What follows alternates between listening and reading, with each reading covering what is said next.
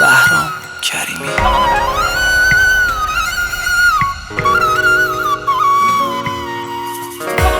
یاد اولین نگاهت که منو دیوونه کردی، حالا چی شده که با من مثل پاییز دیگه سردی؟ من از اول میدونستم که میری بر نمیگردی.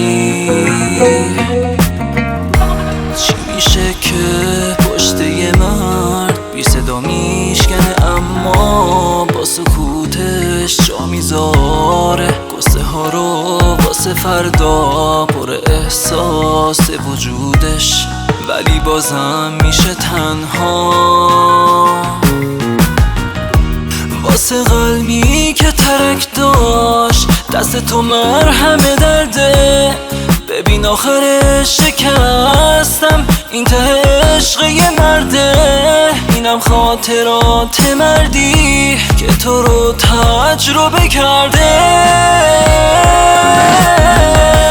حالا من موندم و عکسی که تو رو یادم میاره،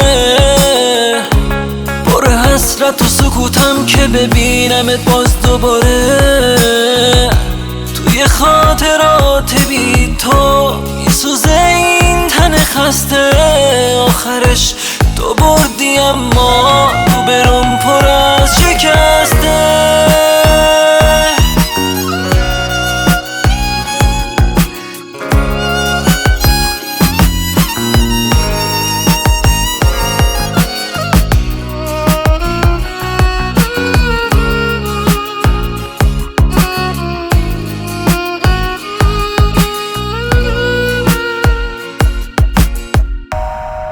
دوراهی نگاهت که شما قصه ها شد، اونی که عشقو بلد بود آخر قصه رها شد.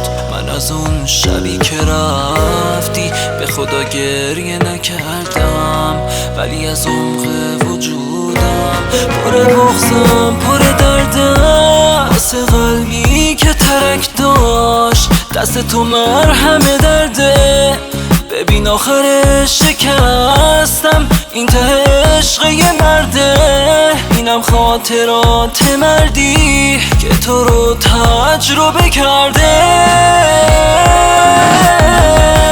حالا من موندم و عکسی که تو رو یادم میاره، پر حسرت و سکوتم که ببینمت باز دوباره.